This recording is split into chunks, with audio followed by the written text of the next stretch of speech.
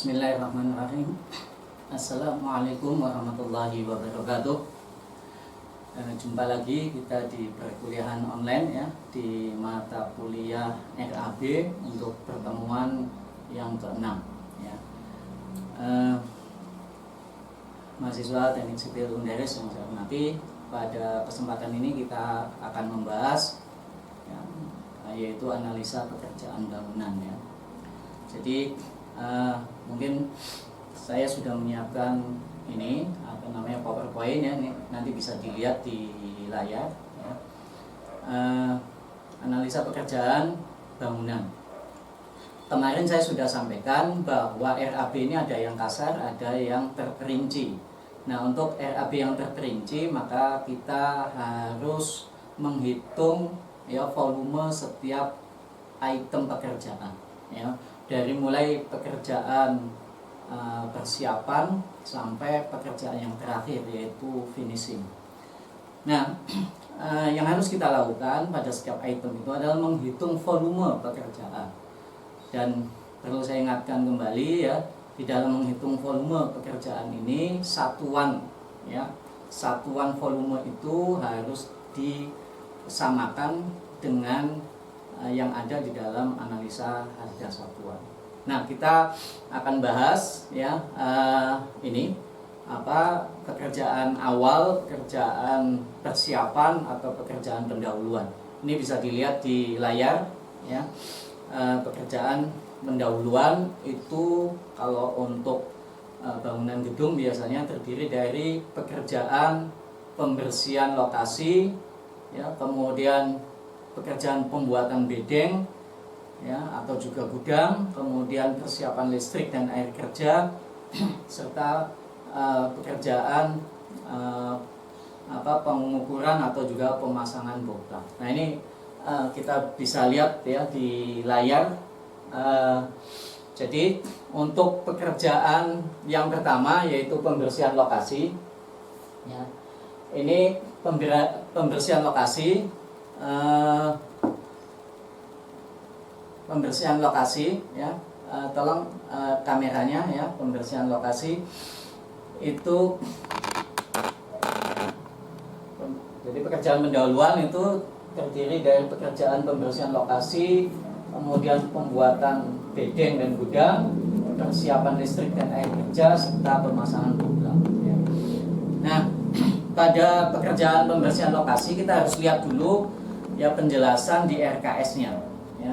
Jadi lokasi yang akan dibangun ini harus bersih dari rumput liar, pohon-pohon ya, akar pohon dan jenis sampah yang dapat mengganggu kestabilan tanah. Nah, artinya apa? Yang kita akan kerjakan ya dalam pekerjaan pembersihan lokasi itu adalah yaitu membersihkan lokasi dari rumput ya, kemudian pohon-pohon, kemudian akar pohon dan ya jenis sampah yang dapat mengganggu kestabilan tanah.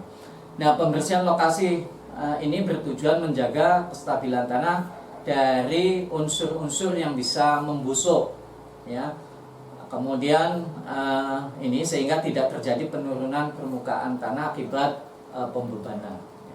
Nah, oleh karena itu ini sampah-sampah ya itu harus dibersihkan dari lokasi. Nah, luas tanah yang harus dibersihkan itu sesuai ukuran tanah yang difungsikan untuk pembangunan rumah atau gedung.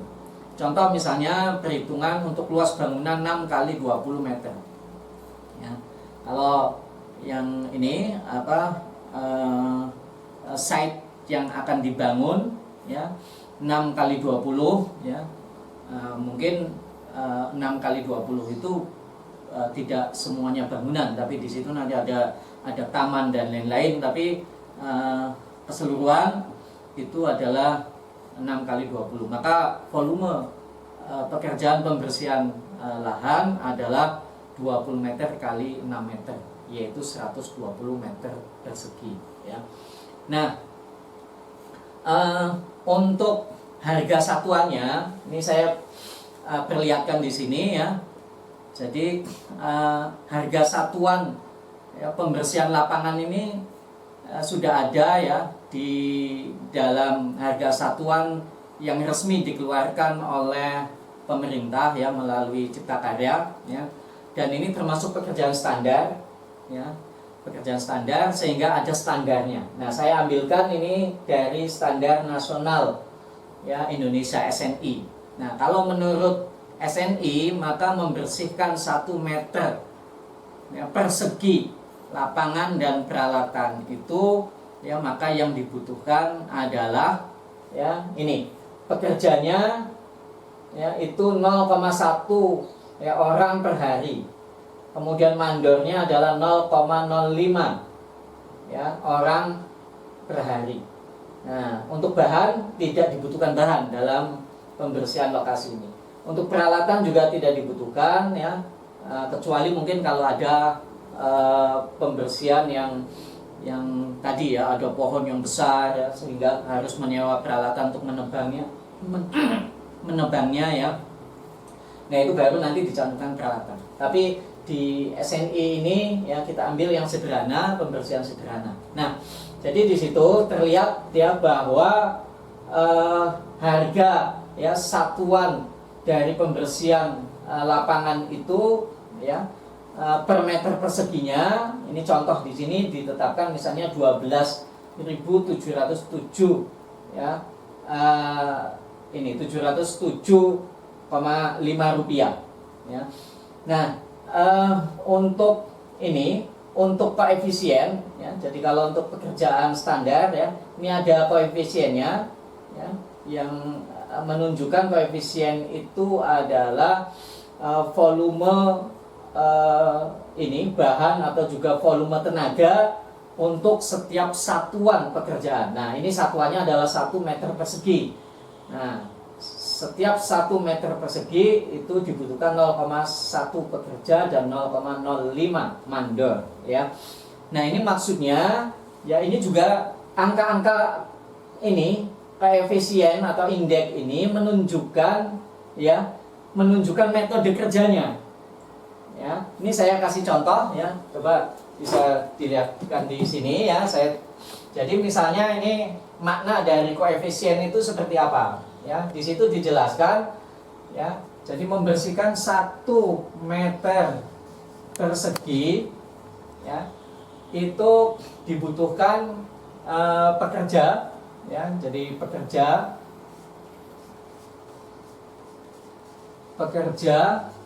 itu adalah 0,1 ya. 0,1 orang ya, per hari ya. Kemudian untuk mandor adalah 0,05 ya orang per hari. Nah, sekarang untuk memahami ini ya kita coba lakukan ini perhitungan matematik ya. Ini supaya angka ini ya tidak tidak pecahan ya, kita kalikan saja ya. Ini dikalikan 100 ya. Nah, kita buat di sini dikalikan 100. Jadi berarti yang mandor itu kalau dikalikan 100 0,05 itu jadi 5 mandor. Pekerja 0,1 dikalikan 100 itu jadi 10 pekerja.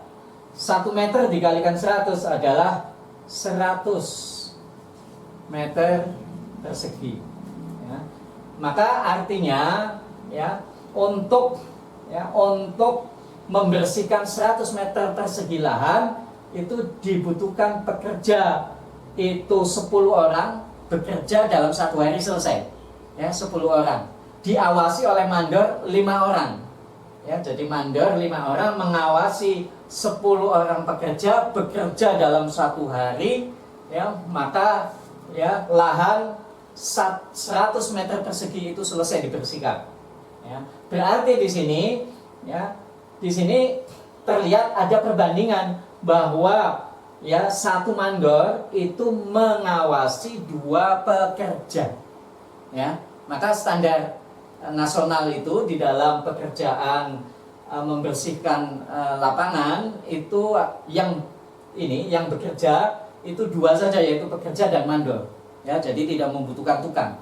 Nah, cara kerjanya bagaimana? Satu mandor ngawasi dua pekerja. Ya, satu mandor ngawasi dua pekerja gitu ya. Nah, walaupun mungkin ini terlalu longgar ya, di lapangan mungkin satu mandor bisa ngawasi ya 3, 4 bahkan 5 pekerja. Ya, berarti kalau begitu ya ini nanti keuntungan buat kontraktor ya. Tapi secara standar itu satu mandor mengawasi ini ya 2 pekerja. Nah,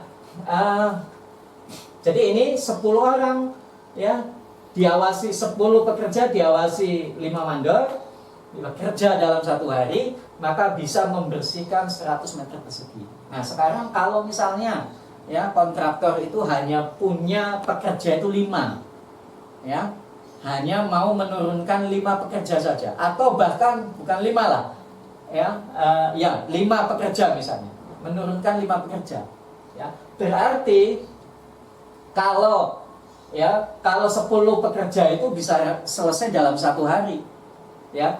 Tapi kalau cuma 5 pekerja, maka itu nanti akan selesai dalam 2 hari, ya. Nah, ini juga nanti Anda kalau nanti mau membuat time schedule, ya, maka ini juga pelajaran buat Anda cara menghitung durasi waktu pekerjaan, ya. Jadi menghitung durasi waktu pekerjaan itu sangat dipengaruhi oleh volume dari pekerjaan itu dan sumber daya yang dimiliki, terutama adalah faktor sumber daya manusia dan juga mungkin peralatan. Nah, bicara kembali di sini ya, kalau yang dimiliki itu 5 orang pekerja, sementara pekerjaannya adalah 100 meter persegi pembersihan, maka dibutuhkan waktu 2 hari. Nah, ini angka itu ya maksudnya adalah seperti ini. Baik, ya sekarang kita akan lanjutkan ya. Nah, angka-angka ini 0,1 0,05 ini ditetapkan dari mana? Ini ditetapkan dari SNI. Ya. Jadi dari SNI. Kalau SNI-nya berubah, angka ini berubah. Nah, sementara pada koefisien pada harga satuan, ini saya tunjukkan di sini ada harga satuan, ya. Jadi pekerja itu per satu hari itu 68.000. Nah, ini ya harga satuan ini tentu akan berubah ya seiring dengan perubahan waktu. Jadi mungkin ya, tahun depan atau 5 tahun yang akan datang, harga harian tenaga pekerja itu bukan 68.000 tapi mungkin sudah 70, 75 atau bahkan 100. Nah, ini yang berubah. Sementara selama SNI yang digunakan ya standar untuk manajemen proyeknya ya itu tetap, maka koefisiennya itu tetap ya, tidak berubah ya. Jadi begitu. Nah, sekarang kita akan masuk ke pekerjaan pembuatan bedeng. Bedeng itu berarti nanti untuk direksi kit ya, dan juga untuk gudang material dan peralatan. Nah, ini di RKS biasanya dijelaskan ya bahwa bedeng itu merupakan tempat tinggal sementara ya bagi tukang atau juga pekerja selama pelaksanaan pembangunan. Nah, gudang merupakan tempat penyimpanan material ya seperti semen ya, baut-baut misalnya ya, peralatan listrik ya, atau juga peralatan-peralatan yang lain ya. Nah, ketentuannya ya bedeng ini sebaiknya dibuat di atas lahan yang tidak mengganggu tata letak bangunan ya. Jadi penting pelaksana pekerjaan itu harus survei lapangan ya, untuk kemudian menganalisis di mana letak direksi kit atau bedeng ini yang tepat. Karena salah menempatkan ini bedeng atau direksi kit ini, maka itu akan mempengaruhi ya pekerjaan. Bisa jadi pekerjaannya terhambat ya karena bedeng ini. Nah, maka ini harus ditetapkan ya tempatnya di mana direksi kit ini. Nah, sehingga tukang pekerja dapat bekerja dengan leluasa. Kemudian berikutnya juga yang perlu diperhatikan, material yang dibutuhkan dalam pembuatan bedeng dan gudang itu biasanya, karena ini bukan bangunan yang permanen ya, biasanya dipakai itu dari kayu ya, konstruksi kayu ya. Bahkan sekarang karena sudah banyak dipakai ini ya baja ringan ya, itu sekarang sudah banyak dipakai untuk rangkanya itu dari baja ringan, ya, kemudian ditutup dengan triplek atau juga seng, ya, atau juga papan, ya, kemudian atapnya itu bisa seng atau asbes, ya. Nah, satuan dalam menghitung pekerjaan bedeng dan gudang ini adalah meter persegi, ya. Jadi cara menghitungnya bagaimana? Anda hitung luasan denah dari gudang dan juga direct kit ini, ya, berapa. Misalnya ukurannya adalah untuk gudang 3x4 misalnya, untuk direct kitnya 2x3, ya, berarti 12 sama 6 berarti 18 meter persegi. Nah, itu nanti dikalikan dengan harga satuan. Nah, harga satuannya Anda bisa lihat nanti di ini, ya, SNI lagi di analisa harga satuan. Ini contoh aja, ya, pembuatan gudang semen dan peralatan, ya. Ini karena termasuk pekerjaan standar, ya. Nah, ini apa saja yang dibutuhkan. Ini untuk tenaga, ini ada pekerja, tukang kayu, tukang kepala tukang, mandor. Kemudian bahannya ini dia pakai kayu dolken, ya. Ada kemudian papan, kemudian juga paku, semen, ya, pasir beton, koral beton, seng gelombang. Ini mungkin untuk atapnya. Nah, sehingga harga, ya, satuannya ini 671 ribu, ya, per meter persegi, ya. Tapi ini belum ditambahkan, ya, dengan jumlah untuk tenaga dan bahan ini adalah 920 setengah, ya, ribu, ya, 920.500. Nah, ditambahkan dengan overhead dan profit 15%, ya. Jadi keuntungan dan overhead, pengeluaran tidak langsung itu masuk di overhead, ya, ditambahkan di sini. Biasanya diambil 5%-nya untuk overhead, 10% adalah untuk keuntungan, maka dijumlahkan overhead dan keuntungan itu 15%. Nah, masukkan ke sini, maka harga satuannya adalah ini, ya, 1.058.656, ya, rupiah.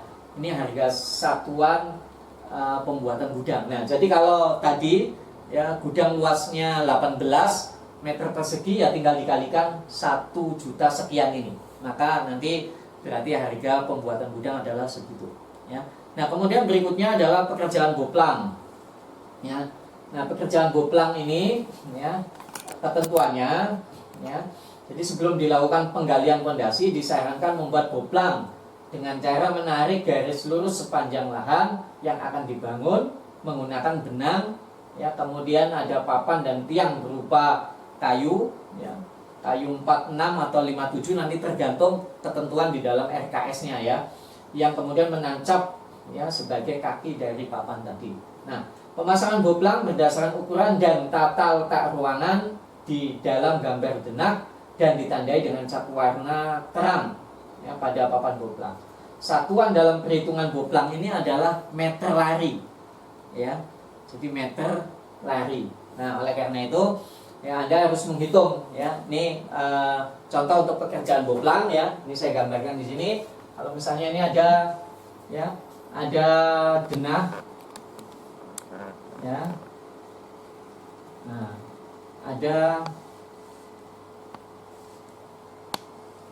Nah, ada denah seperti ini, ya.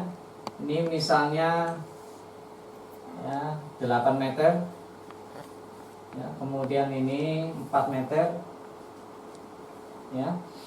Nah, maka kalau denahnya seperti ini, pembuatan boplang itu, ya, ini papan itu, ya, dipasang di mana saja, ya, di pojok ini. Nah, ya, ini 1 meter dan ini 1 meter, ya. Jadi ini di pojok ini sudah 2 meter. Kemudian pojok ini juga 2 meter. Pojok ini juga 2 meter. Pojok ini juga 2 meter, ya. Nah, ini nanti tiangnya di sini, ya. Nah, tiangnya. Jadi ini sudah berapa ini? Sudah 8 meter, ya. Ini 2 kali 4. Nah, kemudian di sini. Nah, ini ada 1 meter. Untuk apa? Untuk asnya dinding yang ini. Ya, dihubungkan kemana? Ke sini. Nah, berarti di sini juga ada 1 meter lagi. 1 meter ya. Kemudian, nah di sini juga ada 1 meter untuk apa? Untuk menarik garis untuk ini ya, as dinding yang ini, ya. Berarti di sini juga ada. Nah, ya karena harus berpasangan. Berarti ini tadi 8, ya. Kemudian ditambah 1, 2, 3, 4. 8 ditambah 4 berarti sama dengan 12 meter lari. Ya, jadi berarti pekerjaan boplang itu panjangnya adalah 12 meter lari. Ya. Nah, kemudian berikutnya harga satuannya bagaimana? Lihat lagi karena pekerjaan boplang ini termasuk pekerjaan standar ya. Jadi bisa dilihat di ini ya, di SNI atau di analisa harga satuan yang resmi dikeluarkan Cipta Karya. Di sana untuk 1 meter ya panjang boplang itu dibutuhkan ini ya, tenaganya, kemudian ini bahannya ya, ini koefisien ini ya sesuai dengan SNI-nya ya, koefisien ini. Nah, Anda tinggal kalau mau ini mengubah adalah di sini harga satuannya ini nanti hasil survei ya.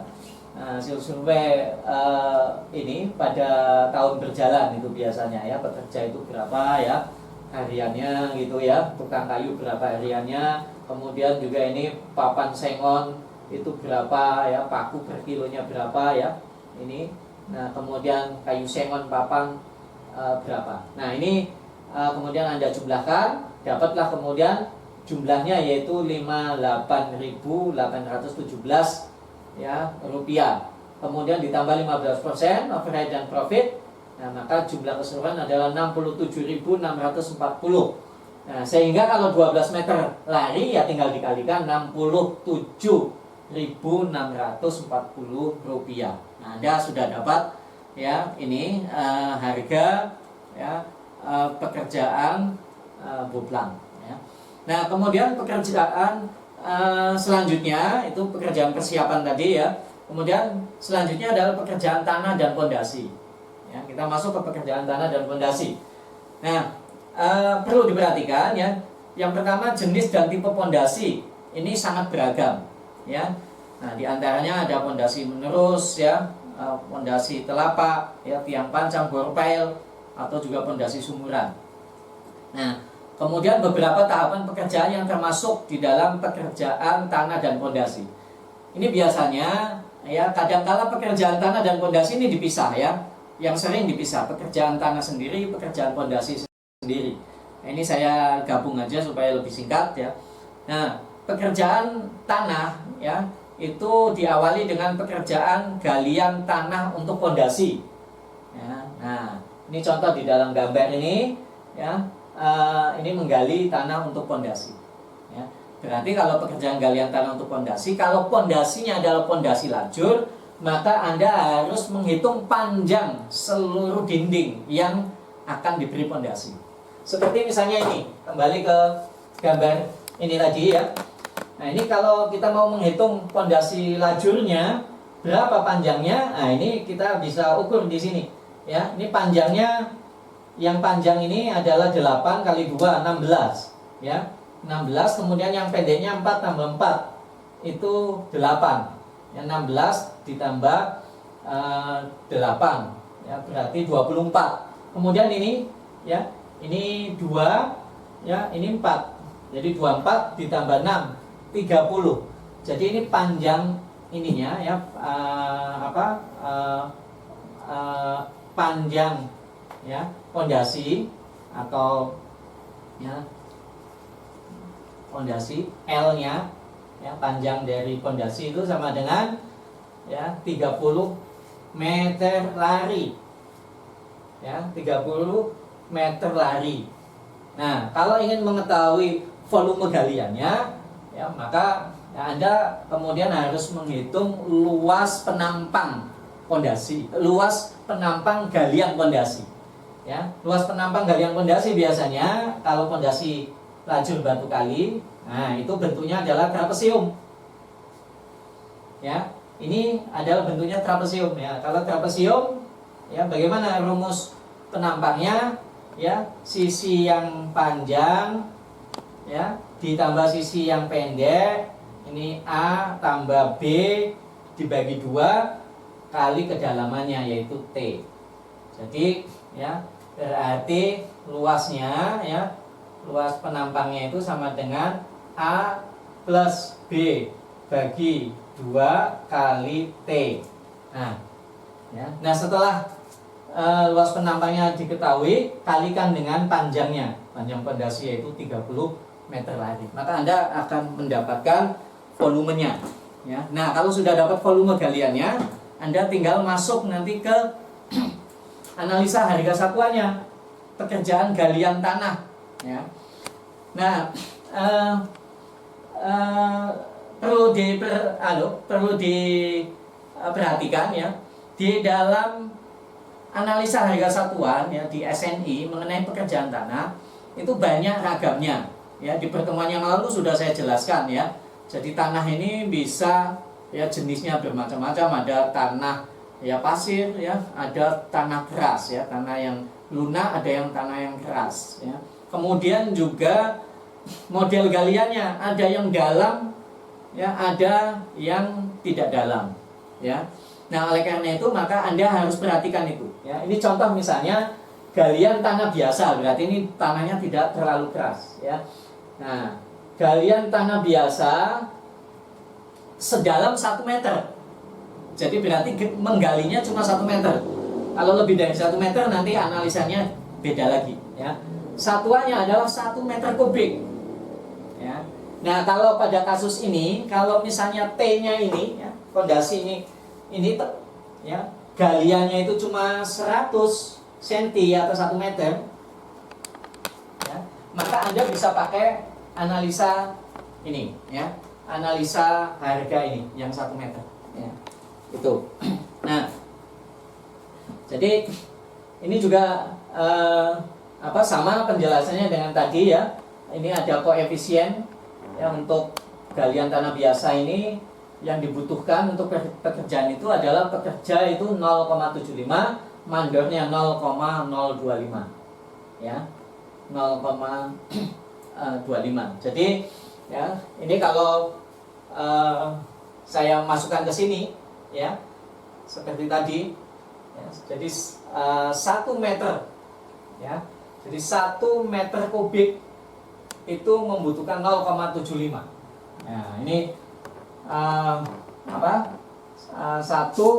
meter kubik itu 0,75 ya pekerja, dan 0,025 itu mandor ya, ini mandor ya. Nah berarti kalau dikalikan 1000 ini supaya hilang pecahannya, berarti untuk 1000 meter kubik ya, pekerjaan 1000 meter kubik ini ya, itu membutuhkan 750 ya. Nah, membutuhkan 750 pekerja ya, dan diawasi oleh mandor itu 25 orang mandor. Nah ya, jadi berarti 25 orang mandor itu ya mengawasi 700 ini ya, 700 ya 0,75 ya, kalau dikali 1000 ya, nah itu 750. Nah jadi ini bekerja dalam 1 hari ya, jadi 750 pekerja ya, diawasi 25 mandor, kerja 1 hari itu akan menghasilkan 1000 meter persegi meter kubik. Nah, 1000 meter kubik itu berarti ya kalau kalau galiannya itu ya, galiannya itu kedalaman 1 meter dan lebarnya 1 meter ya, ini misalnya 1 meter, ini dalamnya T-nya ini adalah 1 meter ya, berarti 1000 panjangnya adalah 1000 meter. Nah itu bisa dikerjakan 1 hari, tapi harus menerjunkan 750 pekerja ya. Nah hanya masalahnya apa ada itu ya kontraktor yang kemudian menerjunkan 750 pekerja ya dalam sehari. Ya, kalaupun ada, ya itu kerja bakti itu semua ya masyarakat dilibatkan. Ya, kadang-kala masalahnya apa tempatnya cukup untuk apa? Untuk memuat 750 pekerja itu. Ya, seperti kalau kita menggali sumur yang cuma diameternya 1 meter itu, kalau ingin cepat kan bisa dipekerjakan 10 orang. Ya, 10 orang gali sumur gitu ya. Cuma masalahnya apa yang muat? Ya, 10 orang kemudian terjun semua ke dalam sumur. Kadang-kala ya tidak bisa kita berhitung matematik seperti itu. Ya, kita harus lihat di lapangan. Kalau yang namanya menggali sumur secara manual, yang bisa kerja di dalam itu ya cuma 1 orang, ya kan? Nah, jadi nggak bisa kemudian kita percepat ya secara manual kecuali kalau pakai alat. Nah, jadi ini contoh ya koefisien untuk galian tanah. Nah, kemudian selanjutnya, nah beda lagi ini analisa kalau kedalamannya 2 meter. Kalau 2 meter lain lagi, lebih mahal ya harga satuannya. Gitu. Nah, kemudian berikutnya ya termasuk dalam pekerjaan tanah ini kalau sudah digali ya kemudian ada namanya urugan pasir ya. Urugan pasir ini fungsinya menstabilkan permukaan tanah asli dan menyebarkan beban ya sehingga beban yang dipikul permukaan tanah itu merata. Ketebalan yang dipakai biasanya antara 5-10, tapi yang paling banyak adalah 10 cm ketebalannya ya. Nah, jadi di sini ya. Ini setelah digali, ini ada urugan pasir. Ini tebalnya adalah 10. Ya. Nah, berarti nanti ya kita tinggal menghitung tadi sudah ketemu pondasi itu ya panjangnya ya panjang pondasi itu adalah 30 meter. Nah, berarti kalau ini misalnya lebarnya adalah 60, kemudian ini 10 cm berarti 0,6 kali 0,1 ya 0,06 kali 30 meter. Nah, itu nanti akan didapat volumenya ya. Nah, ini contoh ya, jadi urugan pasir itu nanti setelah ini ya setelah pondasi setelah galian tanah ya itu. Nah, kemudian untuk ininya harga satuannya urugan pasir ini juga ada di dalam analisa harga satuan ya. Itu pengurugan 1 meter kubik pasir dengan uruk pasir. Nah, itu Anda nanti tinggal lihat saja ya. Ini yang dibutuhkan tenaganya pekerja mandor, kemudian bahannya adalah pasir uruk. Bukan pasir pasang ya, pasir uruk. Harga satuannya adalah 1 meter kubik. Nah, harganya kalau di sini 221.777 ya rupiah. Ini bukan pasir. Kemudian berikutnya lantai kerja. Ini biasanya lantai kerja itu kalau pondasinya itu adalah pondasi beton yang menggunakan ini ya pasangan apa namanya ini pasangan apa bertulang ya beton bertulang, baik itu plat setempat ataupun plat menerus, itu biasanya ada lantai kerja ya. Kenapa lantai kerja harus dibuat? Karena di situ nanti dibutuhkan untuk merangkai baja. Makanya disebut dengan lantai kerja, lantai untuk bekerja ya. Nah, ini biasanya terbuat dari beton ya, beton perbandingannya 145 ya, tebalnya 3 sampai 5 cm ya. Nah, menghitung volumenya adalah sama seperti menghitung volume pasir uruk ya bawah pondasi. Kemudian berikutnya ini contoh gambar lantai kerjanya ya. Seperti ini. Jadi lantai kerja memang lantai ini yang beton ini ya, ini lantai kerja. Nah, di atasnya itu dirangkai nanti tulangan ya, beton ya, tulangan baja ya. Nah, sehingga untuk pekerjaan ini bisa dilakukan ya dengan baik karena sudah ada lantainya, lantai kerjanya. Nah, kemudian untuk lantai kerja ini analisanya juga sudah ada ya di dalam SNI, nanti tinggal dilihat saja. Kemudian selanjutnya masuk ke pondasi. Nah, pondasi yang paling sederhana itu adalah pondasi lajur batu kali. Ya, jadi pondasi batu kali ini fungsinya adalah memikul beban yang bekerja di atasnya, ya, baik beban vertikal maupun beban horizontal.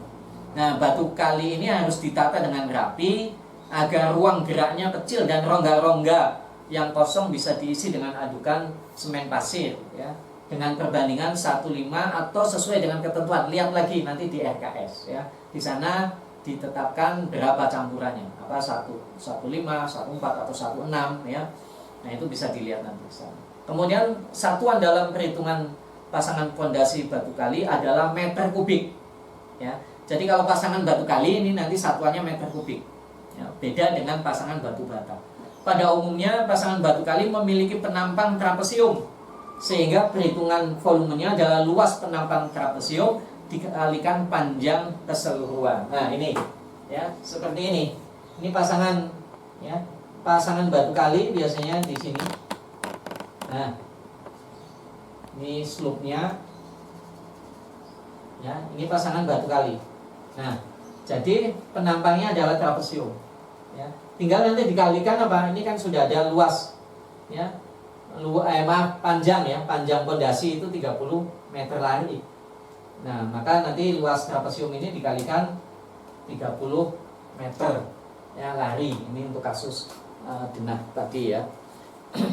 Nah, kemudian, ya, ini gambar contoh pasangan batu kali, ya. Seperti ini, ya. Nah, kemudian, ya, sekarang kita lihat, ya, untuk analisa harga satuannya itu juga sudah ada di dalam ini daftar analisa, ya, yang dikeluarkan oleh Cipta Karya. Nah, ini harganya, ya, tertera di sini, ya. Ini nggak tahu ini tahun berapa, ya, tapi ini ada, ya, per meter kubiknya, ya. Nah, ini, ya, ini ada ketentuan di sini, ya, pasangan 1 meter kubik pondasi batu kali atau batu belah campuran 1:6. Nah, berarti ini analisa untuk campuran 1:6. Kalau 1:8 berarti nanti lihat yang 1:8. Nah, ini harganya adalah 969, ya, 1.576 rupiah untuk per meter kubiknya. Nah, kemudian berikutnya adalah pasangan batu bata, ya. Untuk pasangan batu bata ini, ya, yang perlu diperhatikan, ya. Jadi dinding ini menggunakan material batu bata merah dan adukan semen pasir sebagai pengikat dan perekat, ya. Jadi yang namanya pasangan batu bata itu kalau digunakan kalau dindingnya menggunakan material batu bata merah, ya. Nanti kalau sekarang sudah mulai banyak orang menggunakan bata ringan atau hebel. Nah, sekarang hebel itu juga sudah menjadi pekerjaan standar. Artinya apa? Harga satuannya sudah ada ketentuannya nanti. Pasang batu ringan, ya, atau bata hebel, ya, per meter perseginya berapa. Nah, terkadang digunakan juga kapur sebagai campuran adukan semen dan pasir, ya. Jadi ada juga ini, ya, untuk spesinya itu, ya, itu yang masih menggunakan kapur. Walaupun sekarang sudah ditinggalkan karena orang nyari kapur itu sudah susah, ya, karena gunung kapurnya itu sudah, ya, di coupling sama pabrik-pabrik semen, ya. Nah, kemudian pasangan dinding, ya, batu bata terletak di atas slope, ya. Biasanya nanti pekerjaan slope itu lebih dulu, tapi nanti pekerjaan slope itu adanya pada pekerjaan beton. Kalau di dalam analisa harga satuan itu Anda bisa lihat di pekerjaan beton. Kemudian satuan dalam perhitungan volume dinding batu bata, ya, adalah meter persegi atau meter kubik. Tapi, ya, perlu saya sampaikan, dulu di BOW itu masih menggunakan meter kubik, tapi di SNI itu sudah meter persegi, ya. Nah, Anda tinggal nanti melihat ketebalannya itu, karena di dalam analisa SNI itu satuannya meter persegi, tapi ketebalannya itu ada dinding, ya, setengah bata dan ada dinding, ya, 1 bata. Nah, ini harus hati-hati, ya. Nah, dilihat nanti. Misalnya saja, ya, untuk ini, ya, ini di PPT, ya, di apa namanya, analisa harga satuan. Ini ada pasangan batu bata tebal 1 bata. Nah, ini contoh, ya. Jadi pasangan batu bata tebal 1 bata. Anda harus hati-hati. ya. Jadi pasangan 1 meter dinding bata merah, ya, tebal 1 bata, ya, campurannya 1-2. Ini biasanya untuk kasram, untuk bagian bawah, ya, yang memang harus menghindari kelembaban dari tanah di bawah. Biasanya campurannya kedap air, yaitu 1-2. Nah, jadi ini nggak bisa nanti Anda pakai untuk dinding yang tebalnya cuma setengah bata, ya, karena ini analisa untuk 1 bata. Campurannya adalah 1-2, 1 semen 2 pasir, ya. Jadi harus diperhatikan ini. Nah, kalau dindingnya setengah bata, nah ini nanti Anda cari di dalam analisa itu. Pasangan batu bata tebal setengah bata, ya. Nih, pasangan dinding bata merah tebal setengah bata, campuran 1-3. Berarti campurannya 1 pasir 3 semen. Kalau Anda di dalam RKS itu dijelaskan 1,6, Anda nanti cari yang 1,6. Karena ada di dalam analisa itu yang 1,6 campurannya, ya. Nanti dilihat harga satuannya itu nanti akan berbeda soalnya, ya. Jadi harus ini, ya, harus cermat ini. Kemudian setelah pasangan batu bata, ya, kemudian plesteran, ya. Nah, plesteran, oh ya, untuk menghitung volume pasangan batu bata, maaf, ya, berarti Anda, ya, prinsipnya, ya, dinding, ya, panjang dinding bangunan Anda ini, Anda hitung tadi panjang dinding bangunan itu adalah ini, ya, 30 meter lari. Ini panjang dinding bangunan. Kemudian tinggi dinding, ya, tinggi dinding itu berarti jarak dari slope ke ring bulk, ya. Slope ke ring bulk itu berapa? Misalnya 4 meter. Nah, berarti luas, ya, luas dinding batu bata itu adalah 30 kali 4. Ya, karena tingginya adalah 4 meter. Jadi 30 kali 4 berapa? 120 meter persegi.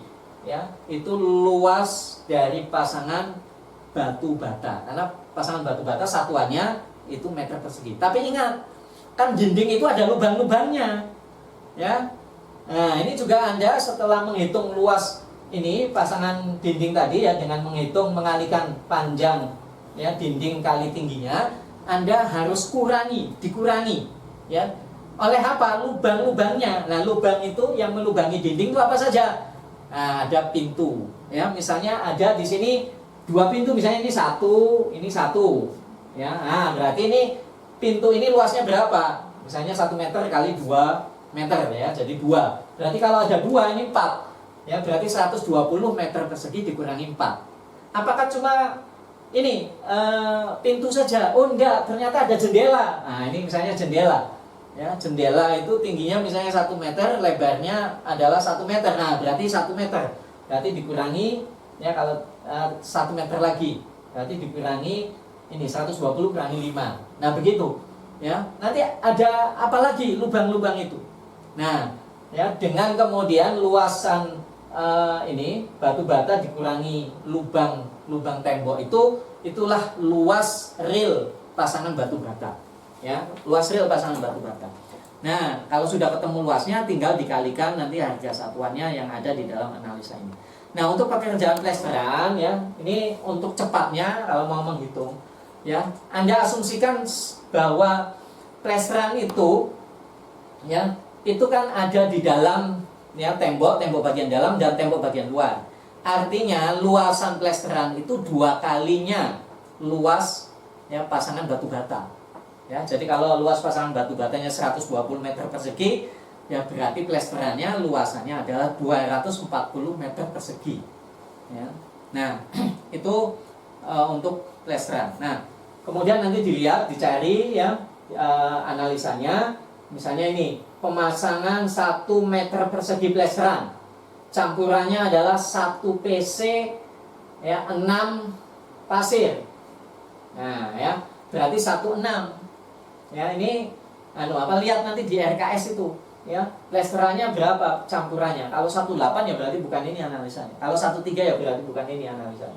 Ini untuk 1,6. Tebalnya 15 mm, karena ada juga yang tebal 2 mm. Jadi harus dilihat di RKS-nya. Jadi selalu, ya, mau lihat analisa ini, mau memilih analisa ini, selalu harus dikaitkan dengan penjelasan di dalam RKS, ya. Nah, kemudian berikutnya adalah pekerjaan kayu, ya.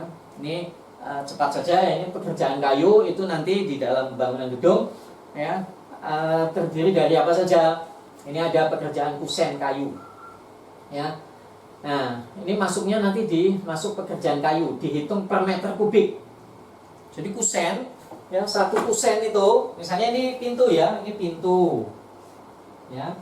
Nah, pintu single ya, pintu single misalnya ini lebarnya ya biar gampang aja 1 meter, tingginya adalah ya 2 meter ya.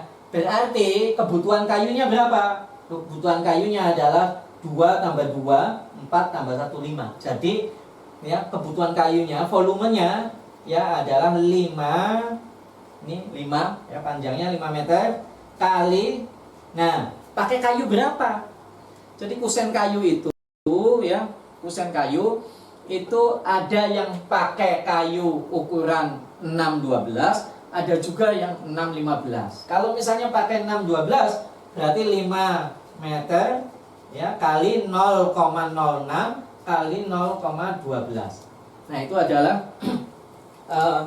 untuk ini volume ya, satu ya, volume satu kusen ya, satu pintu ya. Nah, nanti pintunya ada berapa? Tadi pintunya ada 2 ya, dikalikan 2 ya. Itu. Kemudian nanti jendela dihitung juga ya. Kemudian pekerjaan daun pintu dan jendela. Nah, kalau pekerjaan kusen kayu ini per meter kubik, kalau pekerjaan daun pintu dan jendela ya, maka itu dihitung per meter persegi ya. Kemudian selanjutnya pekerjaan kayu adalah kerangka atap. Ini kalau kerangka atapnya itu adalah dari kayu, karena sekarang itu sudah banyak perubahan ya. Orang membuat kerangka atap itu sudah banyak dari baja ringan. Ya berarti nanti nggak pakai analisa ini ya, harga satuan ini. Ya, jadi kerangka atapnya itu kalau misalnya pakai kayu berarti di sana ada kuda-kuda kayu. Nanti dihitung kuda-kuda kayu, panjang setiap kuda-kudanya berapa, dikalikan penampang kayunya ukuran berapa, ketemu meter kubik. Ya, gording juga begitu, ya, nok juga begitu, jure juga begitu. Dihitung panjang keseluruhannya, dikalikan penampang kayunya, maka itu akan keluar volume ya kebutuhan kayunya. Kemudian rangka atap, ya rangka atap. Nah, rangka atap ini beda ya. Untuk rangka atap itu yang terdiri dari usuk atau kaso dan reng itu tidak dihitung. Anda tidak perlu menghitung panjangnya ya, karena itu nanti tinggal dihitung meter persegi ya, luasan dari atap ya. Jadi penutup atapnya ya, dihitung luasnya ya. Jadi luas miring loh ya. Kalau atap itu kan atap miring, bukan jenahnya yang dihitung, tapi atap posisi miringnya itu. Kemudian pekerjaan kayu selanjutnya adalah rangka plafon ya, rangka plafon ya. Ini juga nanti ini masuk dalam ini kerangka kayu kalau memang bahannya dari kayu kan. Karena sekarang juga sudah banyak rangka plafon tidak dari kayu tapi dari hulu ya. Kusen sekarang banyak yang tidak dari kayu tapi dari aluminium. Nah, ini nanti berarti kalau aluminium masuknya pekerjaan besi ya. Nah, kalau rangka plafon dari hulu itu juga masuk pekerjaan besi. Kalau rangka atap dari baja ringan masuk pekerjaan besi ya. Nah, ini contoh kalau pekerjaan kayu. Nah, baik, mungkin itu yang ini sementara yang bisa saya sampaikan pada pertemuan kali ini ya. Mudah-mudahan bisa dipahami. Nanti lebih detailnya lagi ya, Anda bisa membaca ya sendiri materi ini yang nanti saya kirimkan ke Anda semua ya. Nanti kalau ada kesulitan ya Anda bisa ditanyakan, dan jangan lupa ya juga dibaca di diktat yang ada ya, karena itu rincian-rinciannya akan ada di sana. Saya sarankan Anda juga mencari ya analisa ya harga satuan ya. Jadi nanti Anda bisa lihat di sana pekerjaan-pekerjaan yang telah distandarisasi ya, yang itu nanti kalau Anda mau buat RAB untuk kepentingan pelelangan pekerjaan ya, yang dananya adalah dari pemerintah, biasanya menggunakan standar itu. Ya, saya kira itu dulu yang bisa saya sampaikan. Kurang lebihnya mohon maaf. Assalamualaikum warahmatullahi wabarakatuh.